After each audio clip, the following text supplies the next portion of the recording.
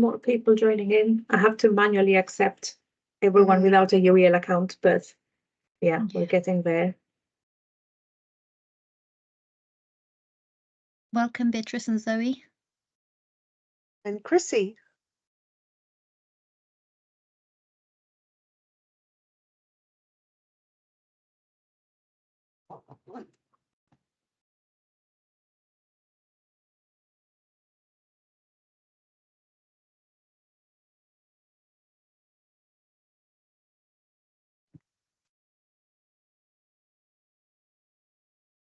Just wait maybe 1 or 2 more minutes, and then we can. Okay. Sure.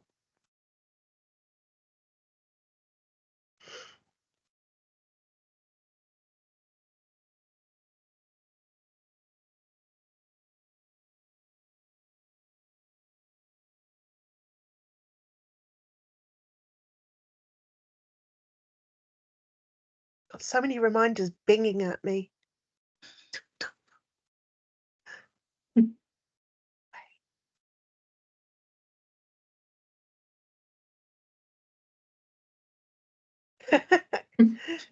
Hi, Jonathan. Hope your spare room is looking splendid today.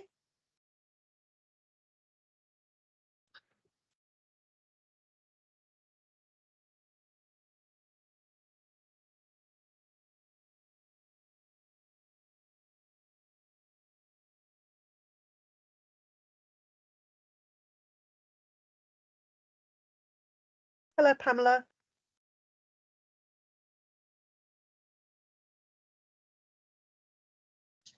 Hello. Apologies, I didn't realise I had my mute unmuted. Oh, don't worry. It's someone I know. Hi, Kathy. Hello. How lovely to see you. Good to see you. Splendid hat. I'm inside, but caught myself a cold, so I'm doing everything to stay warm. Oh, no. Hope you feel better soon.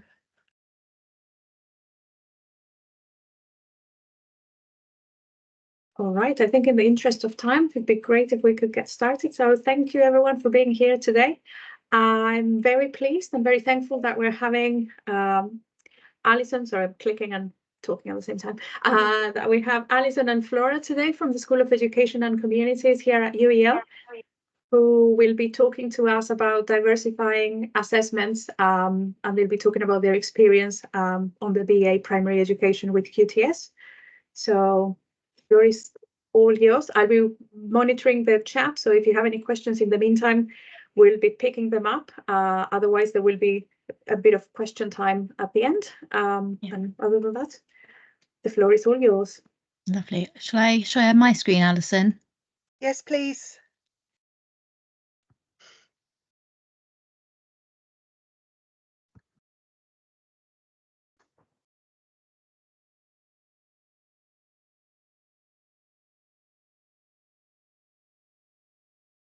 There we go.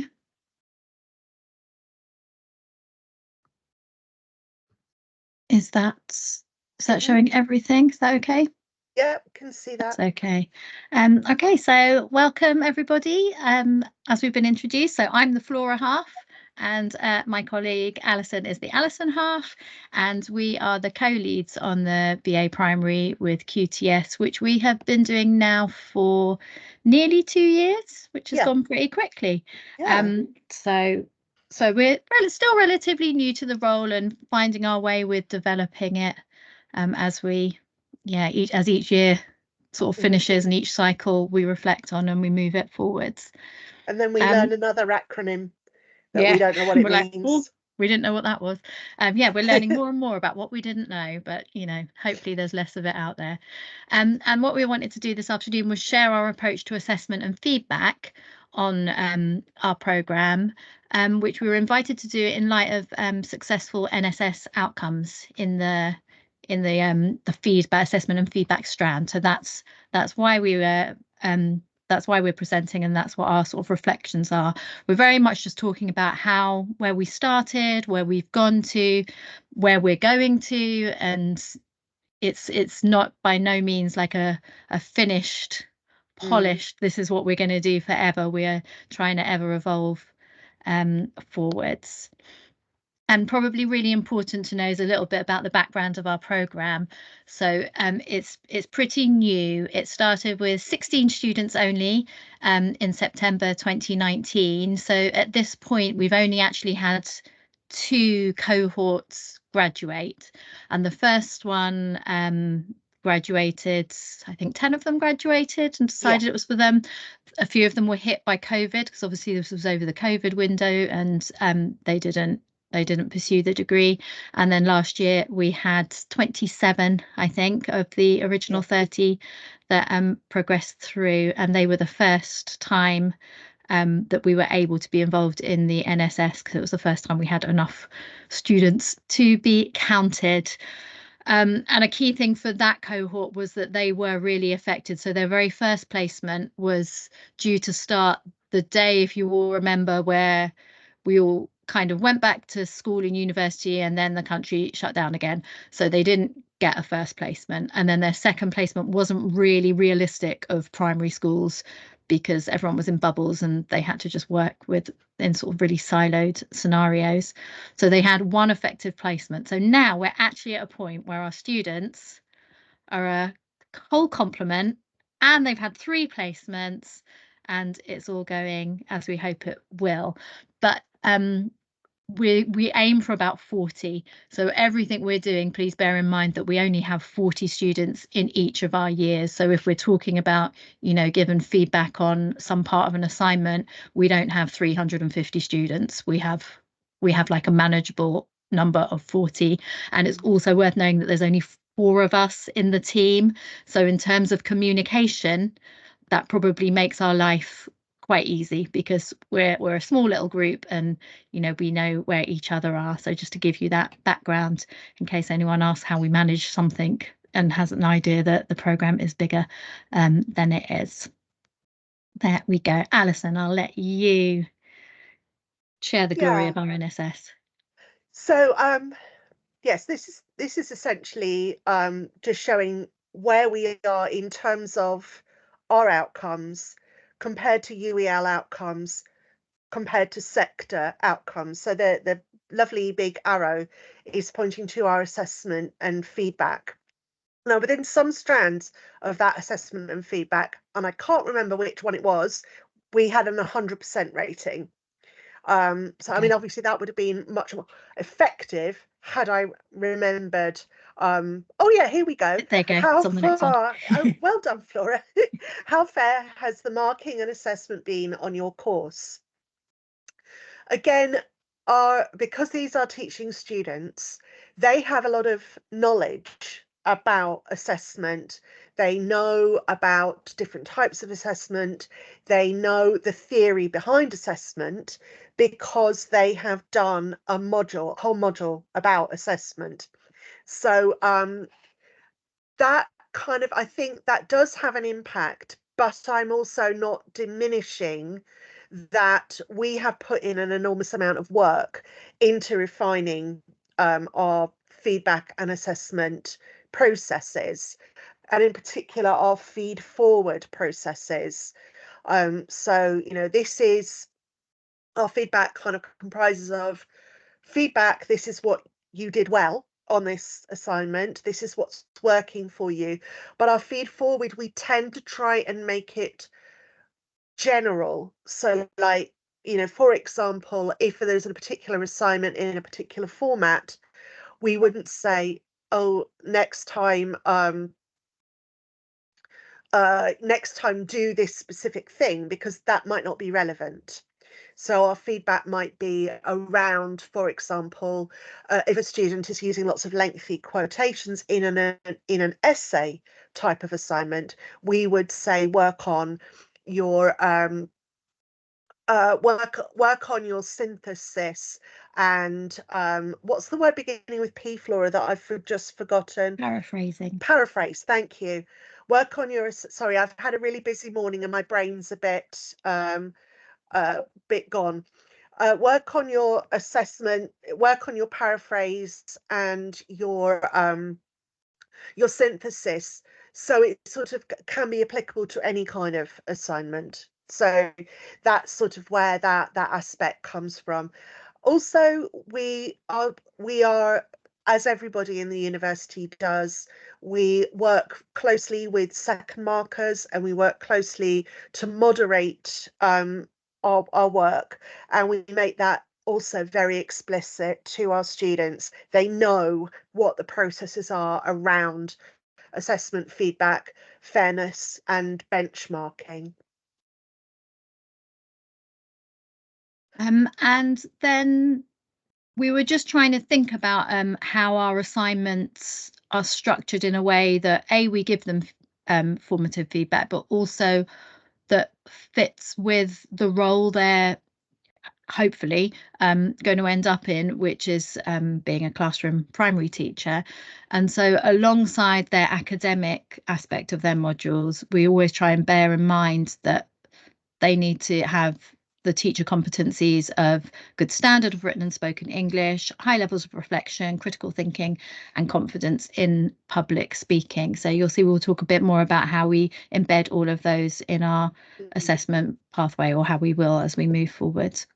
And obviously we also embed everything within the UEL policy. So there's a emphasis on our roadmap on using feed forward, which is what Alison was just talking about, and then also just the UEL policy of making sure we're individualized and we're cohort level when we're giving our feedback. So often when we introduce an assignment at the beginning of the program of each module, we'll give them some feedback on the previous cohort's approach. So what the previous cohort did well, where their gaps were. So we start off with the kind of feed forward before they've even started putting their own minds to it as well.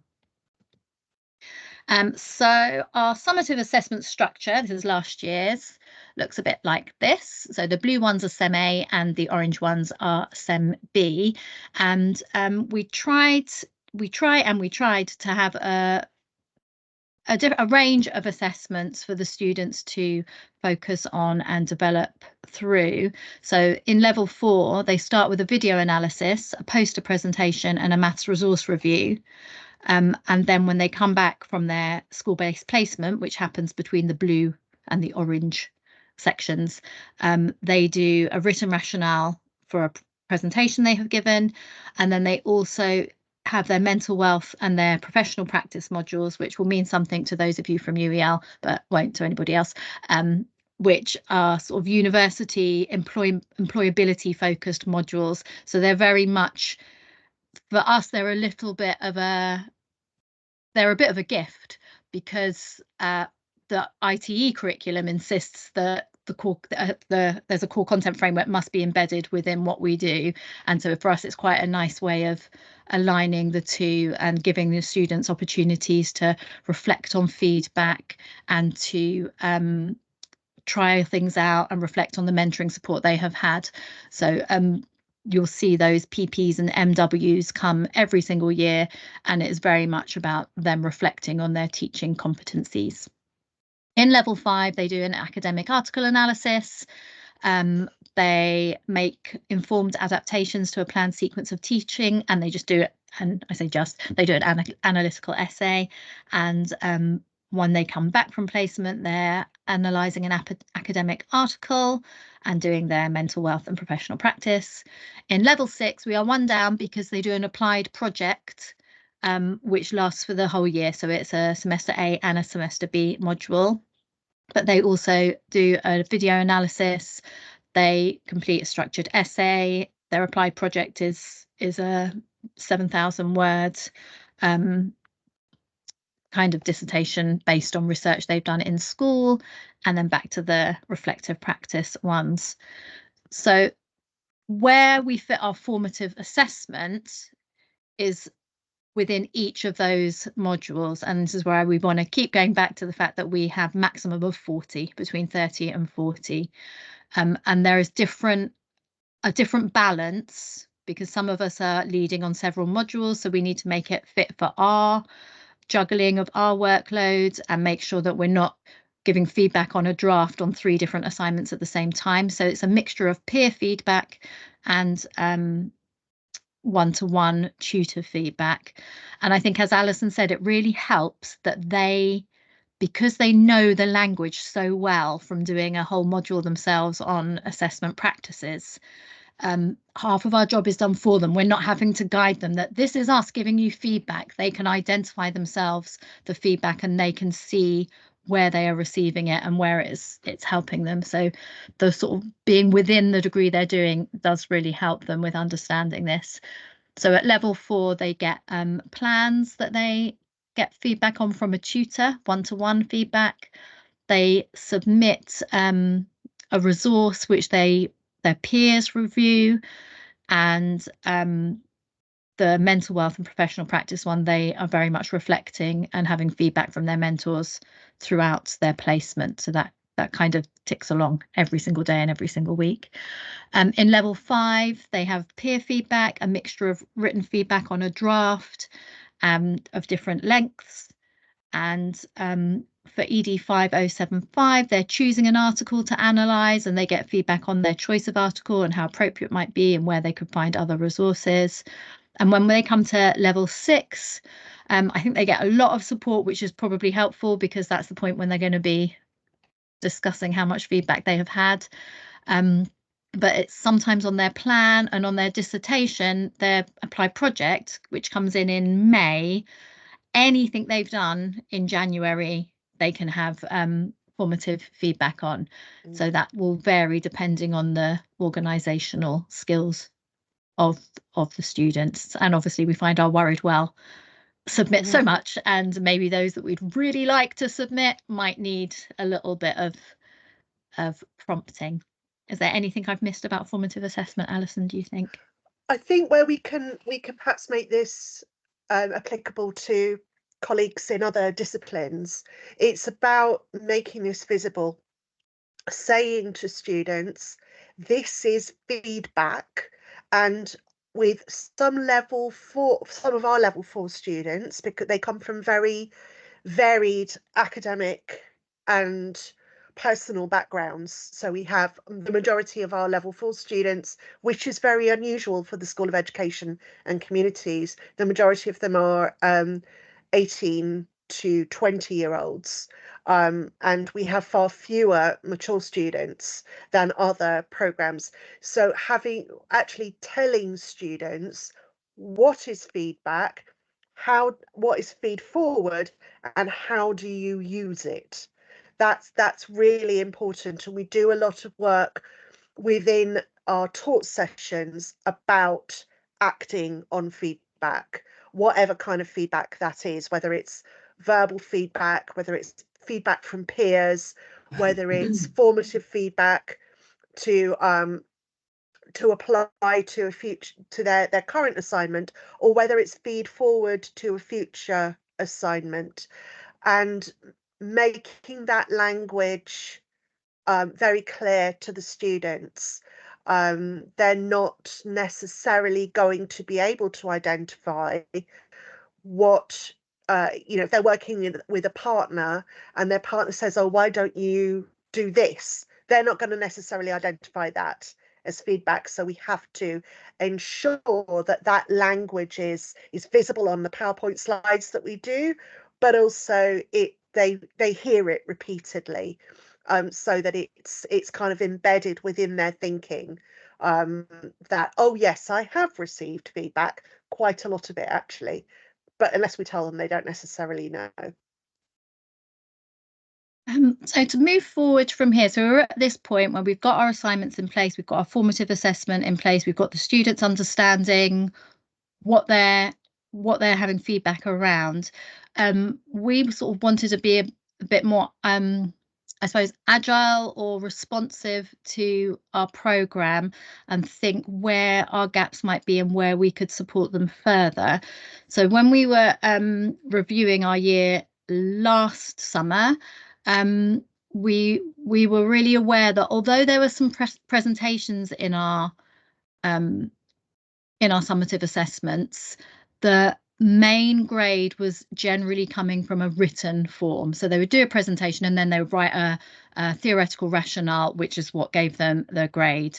And we also noticed, and this might sound a totally different thing, but I promise they're going to come together, that with our employment outcomes, we had such a difference between how quickly our white students secured job offers compared to most of our global majority students. So we were finding that all of them were very quick to get through the application stage. So they were getting shortlisted for interviews, but the majority of the white students very quickly were securing jobs, whereas our global majority students, it was taking 3, 4, 5 interview attempts. And we try to think, is there anything we can do to support this at the assessment stage?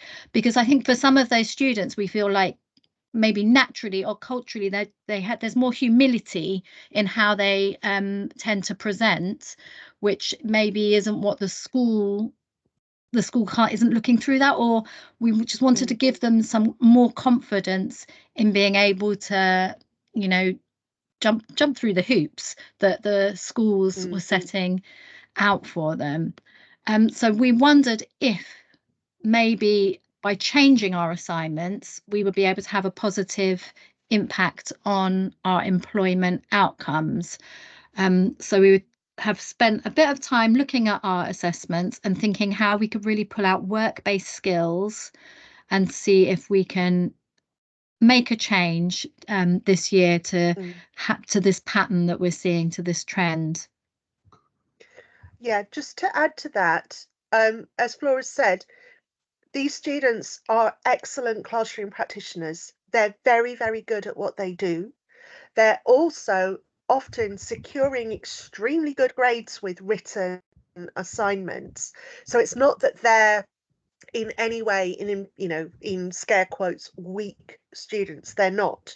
They're excellent students. They have the potential to become excellent teachers, but they found the process, or the feedback that we were getting from a lot of our students was they found the process of going through an interview extremely difficult. So they might have a taught lesson component within that recruitment day in a school. The taught lesson went really well. The interview they didn't do so well on. So this is where this kind of where this thinking is coming from. How can we ensure that our assessment processes are supporting students not only in their academic progress, but also in their professional progress?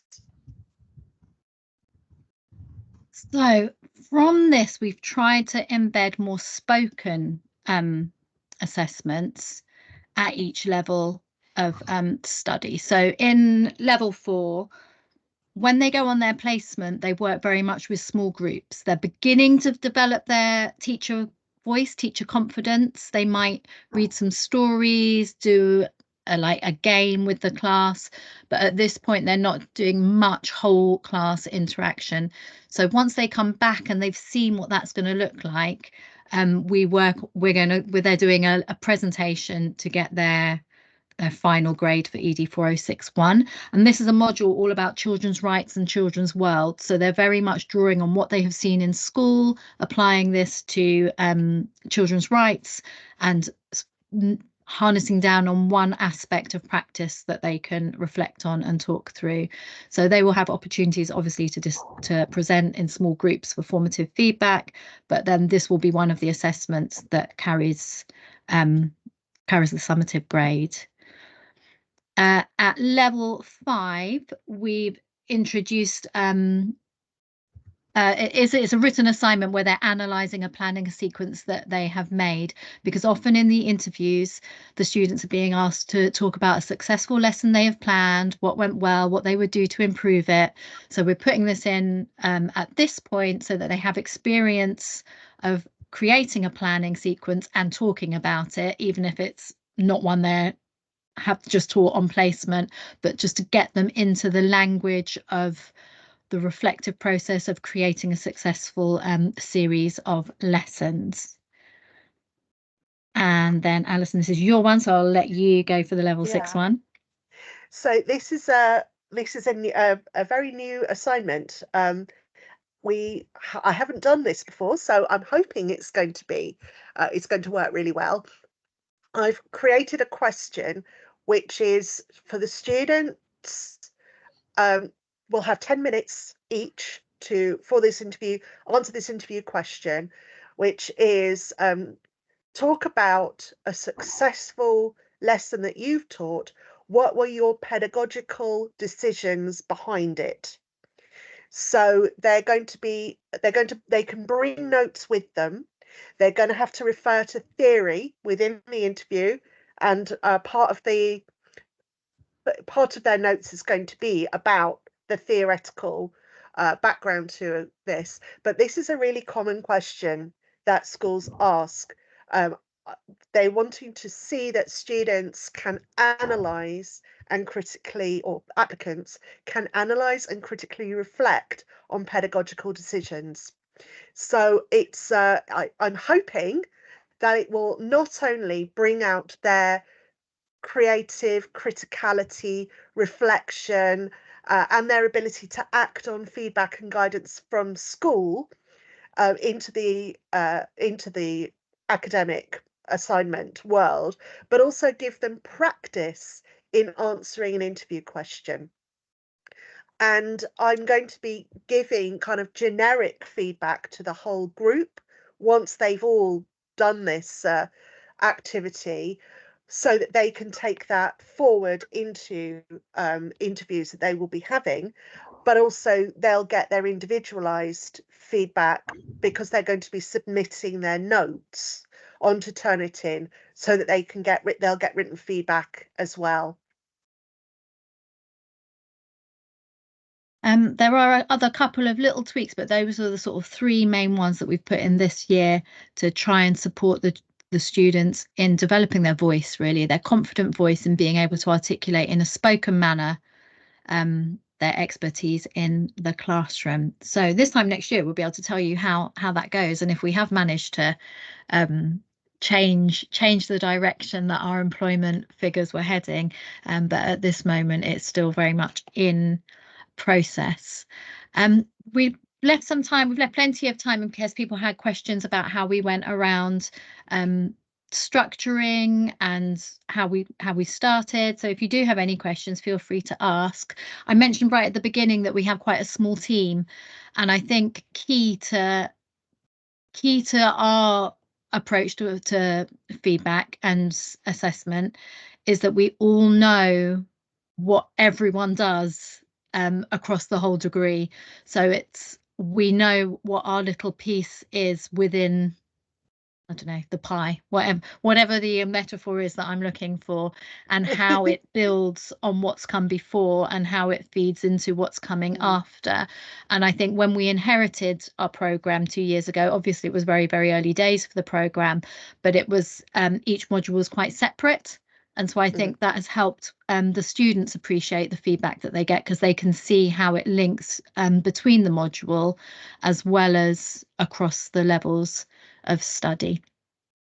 Yeah, I think that point was very important. I was teaching on the programme back at the beginning. From the beginning, I've taught on this programme from its inception, and it was quite siloed.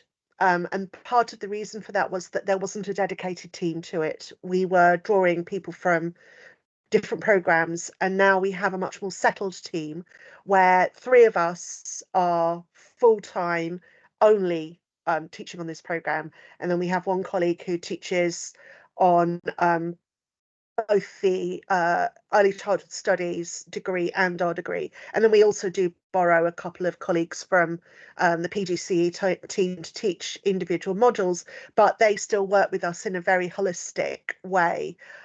So our entire team is 4.7 FTE, I think, if I'm doing my maths correctly. So, but the core team is 4. Do we have questions in the chat, Melissa? Thank you. No, I have one comment from Matt saying they've got to leave, but they appreciate the ideas you've provided about how you've diversified assessment on this program. It's good to hear that, Matt, and please do feel free to get in touch.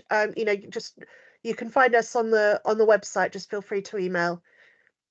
We have one question from Chrissy. Do you think there should be education for recruiters who might be unable to recognize the potential of your global majority students?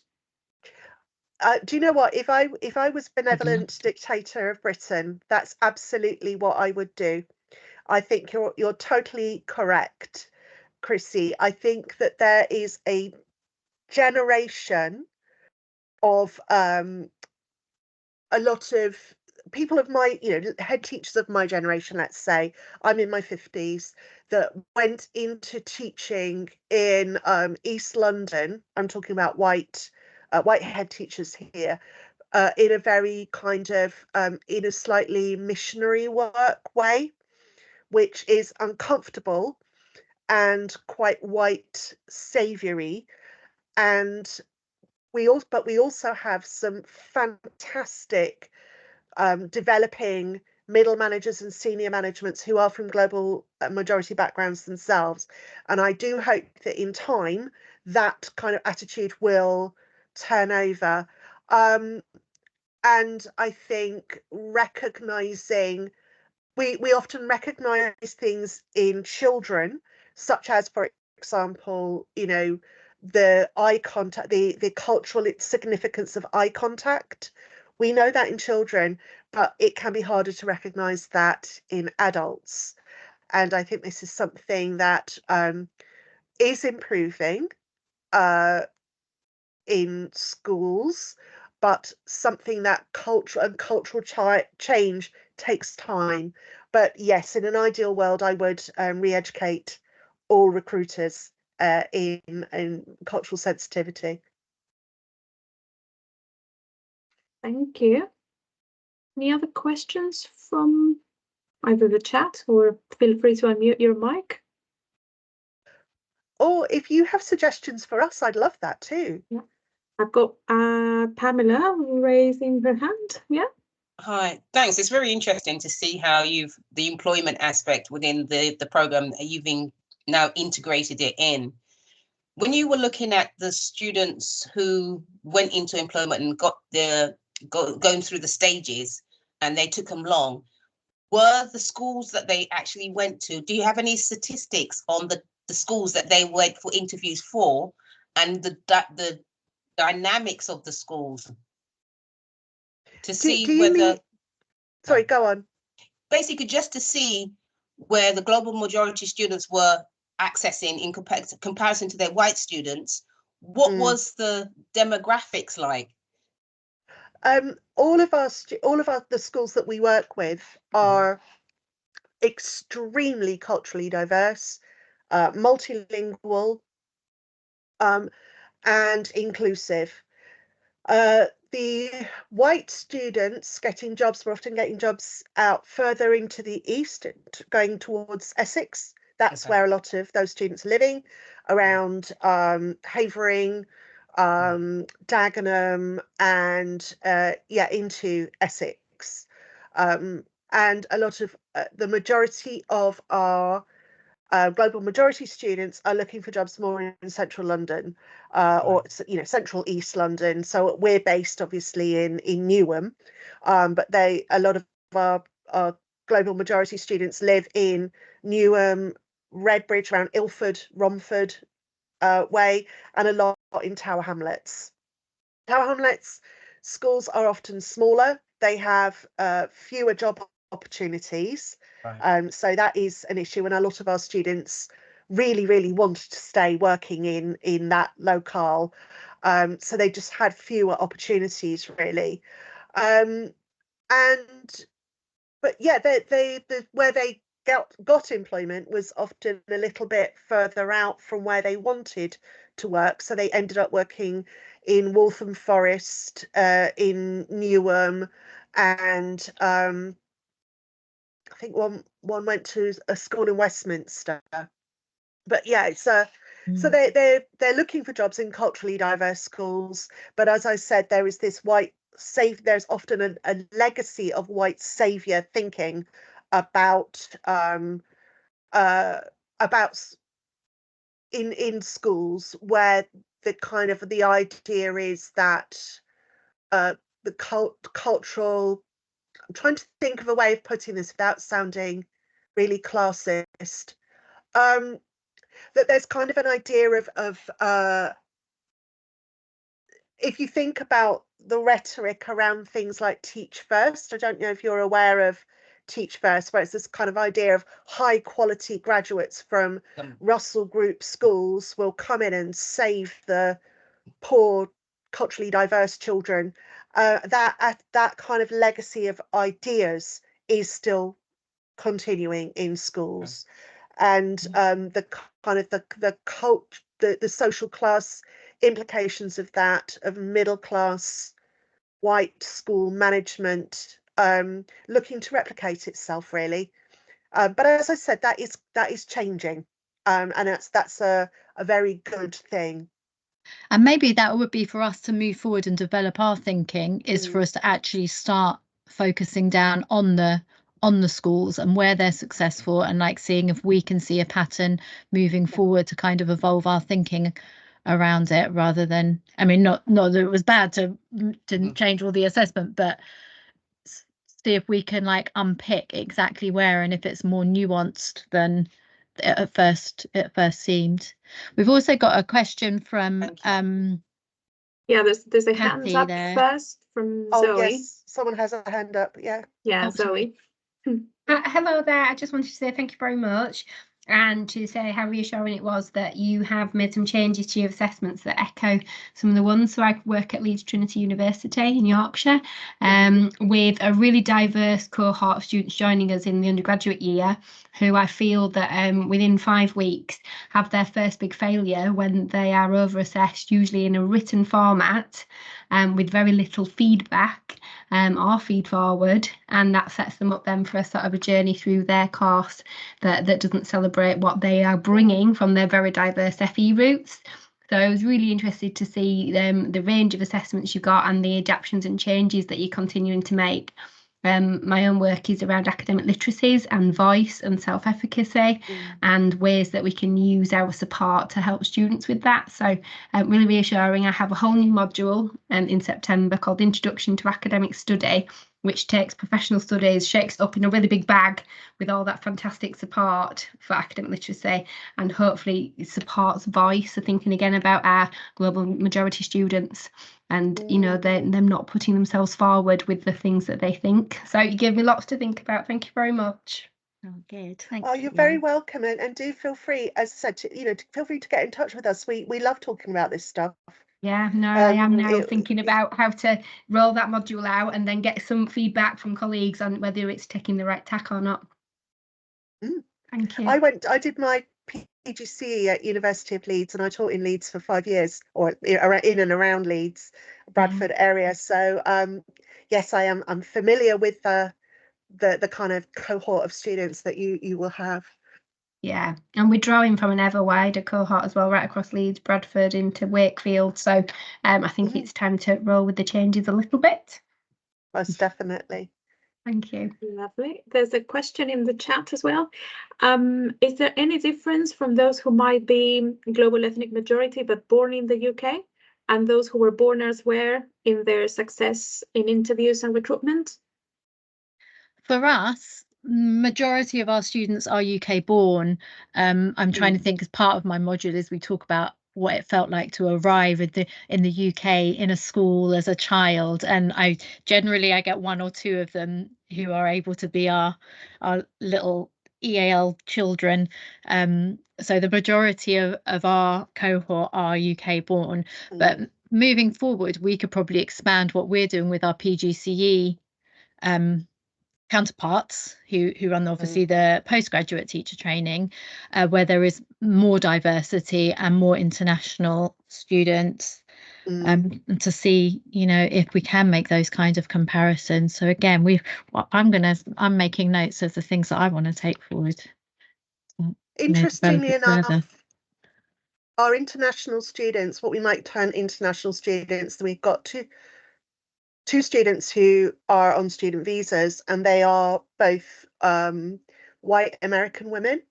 Mm. So while there's a cultural mind shift to getting into the thinking about education in England, and with the comparisons with the US, the kind of the visible difference isn't there. We also do have students who were born elsewhere but are often European or of European ancestry, not necessarily living in Europe. So again, that kind of visible difference thing isn't there. There are fewer assumptions, let's say, about their cultural capital and social capital that might be there, looking at someone.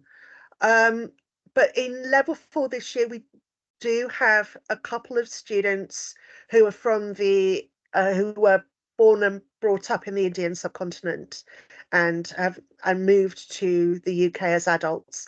So I think it will be interesting to see how our support in talking academically and thinking critically what impact that will have on those students when they get to level 6 and are starting to look for their first jobs.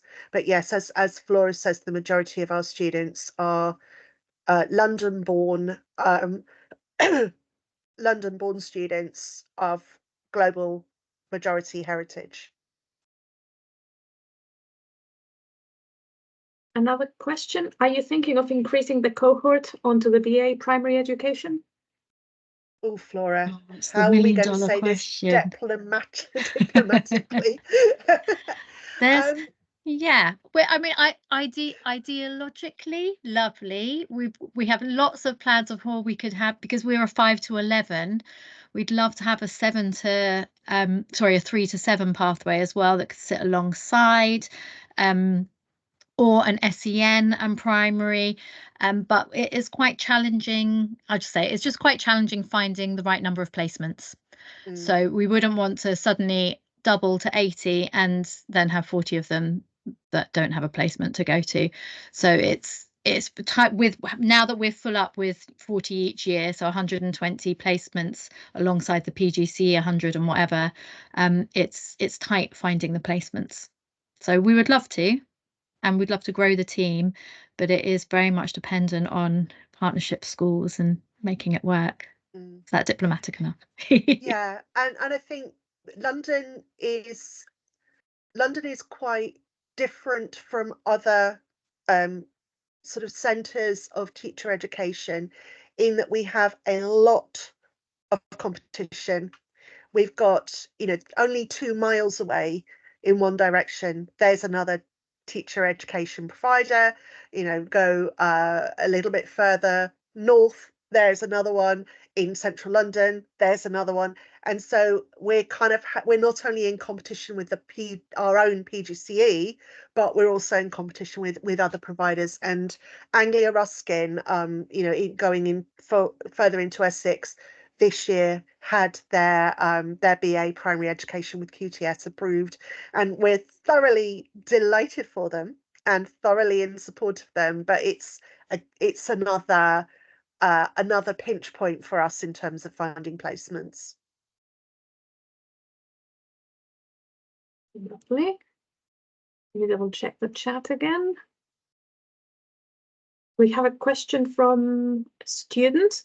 That's says, delightful. Lovely. As an undergraduate first-year student of level 4 in special education degree, what would be the best suggestion for me, or how can I get support in starting mainstream school? I'm from Redbridge. At the moment, I'm working on a preschool part-time. That's such an amazing question, and well done for thinking about your future career. I would firstly contact the careers service. There are lots of opportunities there within the career zone, particularly in the volunteering part of the career zone. There's an amazing organisation called Literacy Pirates that works in Hackney and Haringey with children who often pupil premium children who require additional support in developing their literacy skills, and they're absolutely amazing. That would be an after school program, but it's still working with schools. So I think that would be a really good idea. There's also, I think, as you progress, there might be times that you can look at doing supply teacher assistant work, but also thank you, Jonathan.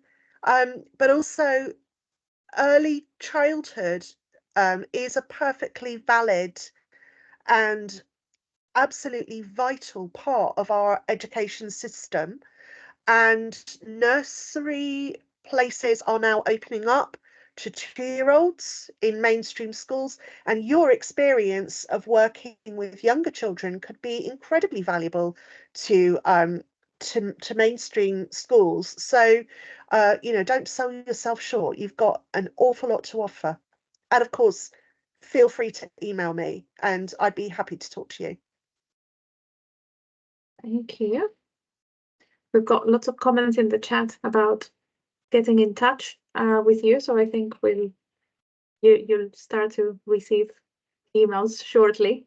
I was wondering if I can ask a question. I think what really struck me was, that how you diversified assessment, and how you've mentioned several times that, the success of all of this really depends on how closely you work together, and the fact that you know who is doing what, and that you can tell, that your students know that as well, that you know what they do at level 4, that you know what they do at level 5, and you know what they do across modules.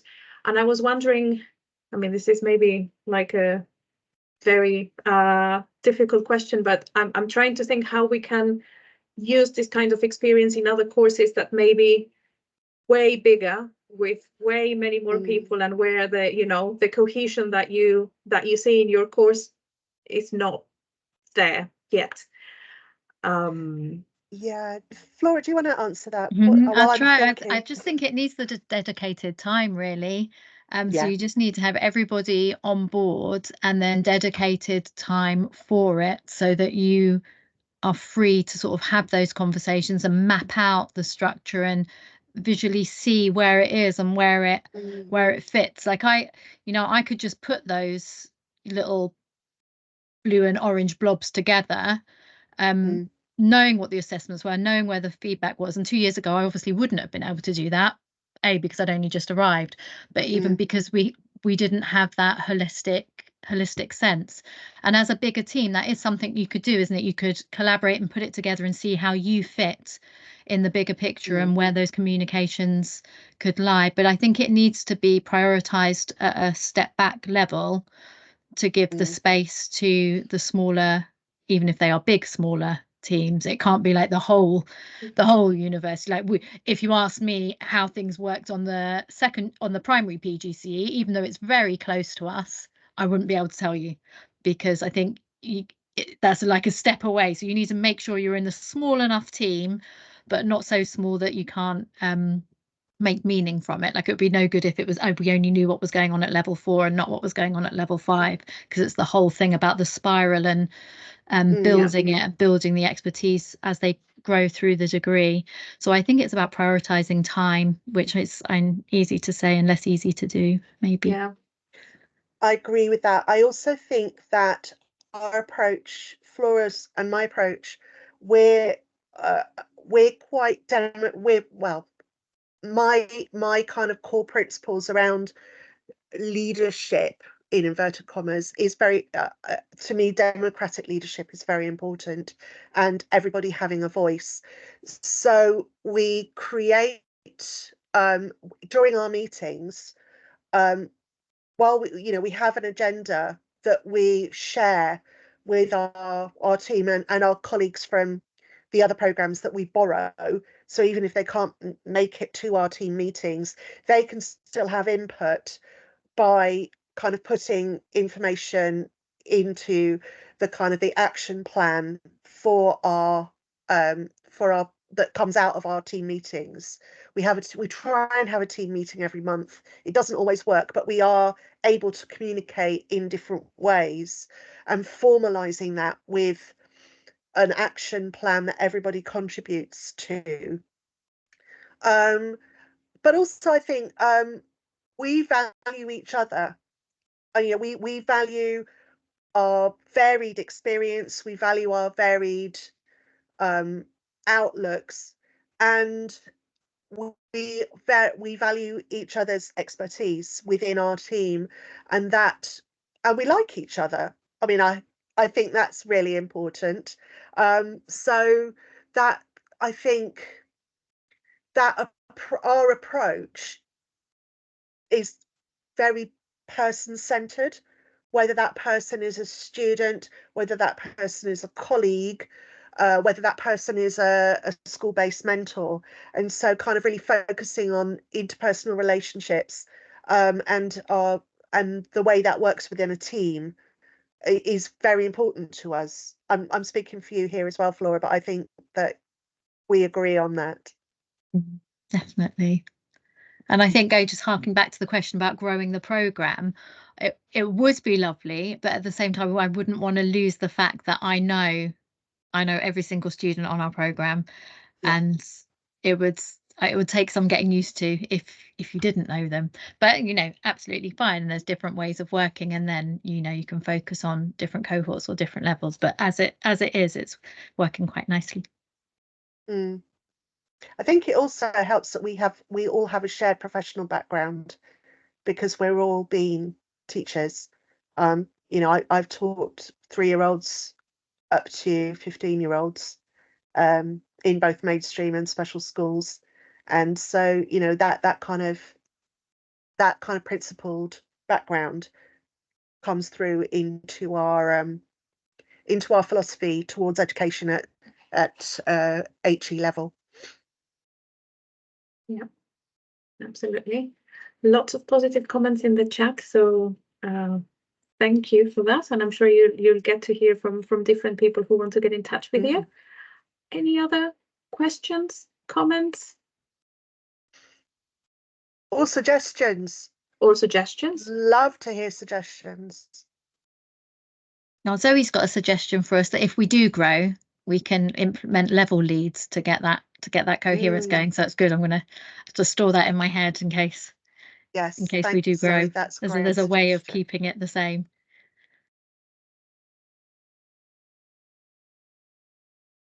Lovely. Well, if there are no further questions, comments, suggestions, or any other thing, I just wanted to thank you, Alison and Flora. Very interesting. It was great that you could get to share your approach, your changes, and your assessments with us and with the wider community. And I'm sure that you'll be hearing from us and from other people as well. Well, thank you so much for people who come. We really appreciate you taking your time out as well. So that's wonderful. And I hope that we get to communicate with some of you in the future. Absolutely. Thank you. Thank you. Thank you.